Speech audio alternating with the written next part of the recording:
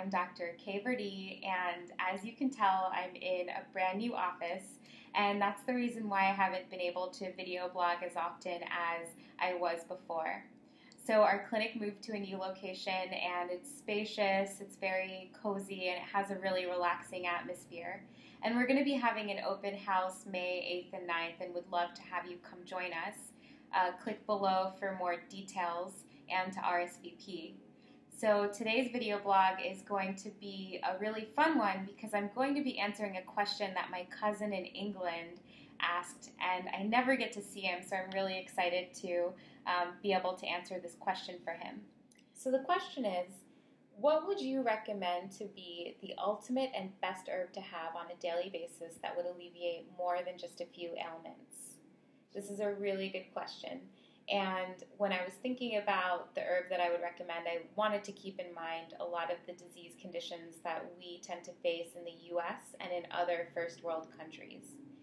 And typically what we see is people developing chronic degenerative multifactorial diseases. And what that means is that people have a genetic predisposition to developing these conditions, but it's really the combination of lifestyle decisions and diet that determines whether or not they'll develop the disease condition and the severity of the disease condition itself. So chronic degenerative diseases are on the rise, and it's becoming so commonplace for people to carry one or more chronic degenerative diseases as they age that it's now becoming accepted as a normal part of the aging process. But it's not. So examples include cardiovascular disease, high triglycerides, high cholesterol, increased blood pressure, the deposit of fatty plaques along the blood vessels. All of these tend to be secondary to a diet that's low in antioxidants and high in processed foods.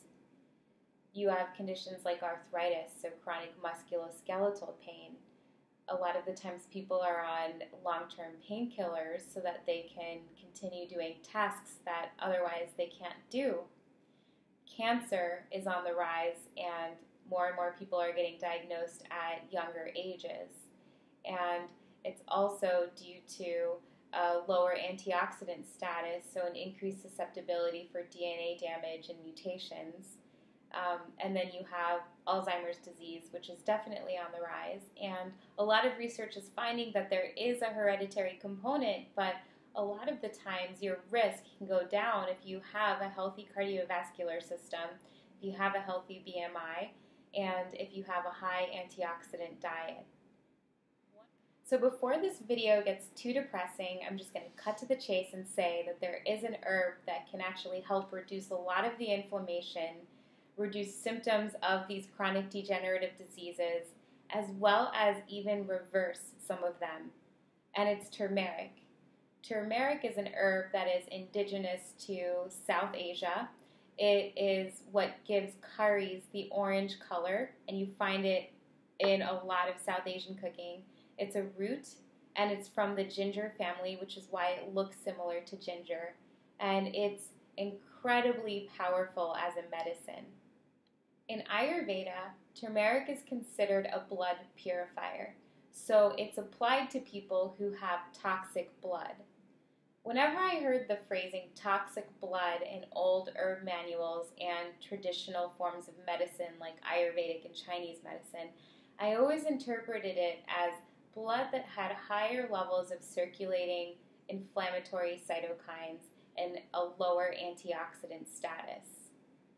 And turmeric is such a powerful antioxidant that it makes sense to me that it would reduce the inflammation in the blood, thereby reducing inflammation in the body. Turmeric also stimulates the production of bile in the liver. And the liver is kind of the cleaner of our body. It makes sure that our blood is clean, and it detoxifies substances like alcohol, for example, from our bloodstream. Then you have the gallbladder, and the gallbladder is kind of the trash can, and it stores a lot of the toxins that our liver eliminates in the form of bile. And so when we eat bitter substances, and turmeric is incredibly bitter, it actually stimulates the contraction of the gallbladder and the release of bile into our gastrointestinal tract. And that's how our body detoxifies. That's why a lot of people say that turmeric is a detoxifying agent. The ability to stimulate bile dumping is actually one of the big reasons why turmeric is so good at lowering blood lipids. A lot of extra cholesterol is stored in the gallbladder, and so when you can have that contraction and release of bile, it really helps the body eliminate extra cholesterol that is hanging out. The backstory to how researchers identified that turmeric has anti-Alzheimer's properties is actually quite interesting. Epidemiological studies were done to look at the rates of diagnosis in other parts of the world, and what they found was that there was a really low incidence of Alzheimer's diagnosis in India. They wanted to see if this was a cultural influence, so they looked at Indians who were born and raised in other parts of the world, one of them being Africa, which is actually where a lot of my family was born and raised. And they found that these populations also had a low incidence of Alzheimer's. And the one thing that they had in common was that the Indians who went to Africa took their traditional spices and continued to cook their own traditional curries as main staples of their diet. And so they started investigating the specific spices and found that turmeric was the one that was very anti-Alzheimer's. In fact, when autopsies were done on Indians who had consumed turmeric their entire lives, the reports actually indicated that their brains were this light yellow hue. What that means is that the turmeric would cross the blood-brain barrier and actually stain the brain. So what that means is that the herb was getting into the central nervous system and acting as an antioxidant in the central nervous system, which is profound. So let's jump back to arthritis. Anytime any disease ends in itis, it means inflammation. So arthritis means inflammation of the joints. And many of the patients who suffer from arthritis that I see tend to have a very inflammatory diet and a very low antioxidant status. And doing things like eating a more anti-inflammatory, for example, Mediterranean diet, as well as incorporating things like turmeric, has really helped them reduce musculoskeletal pain that's due to degeneration. So those are just a few examples of disease conditions that turmeric can help prevent, treat, and in some cases even reverse. Turmeric is one of those herbs that I think should be in everybody's spice cabinet, and in my opinion, our spice cabinets should be our medicine cabinets. There's just so many herbs and spices that have profound medicinal benefits. So I want to thank my cousin for asking such a great question and giving me the opportunity to share so much good knowledge about turmeric. And as always, before you start any herb or supplement, be sure to talk to your doctor about it.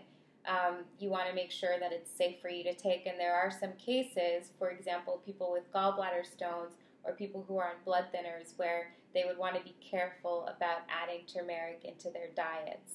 So be sure to talk to your doctor before making any changes. So I don't know yet what my next video is going to be about. If you have any specific topics or questions that you want answered, please feel free to send me an email or a message, and I'll be more than happy to make a video about it.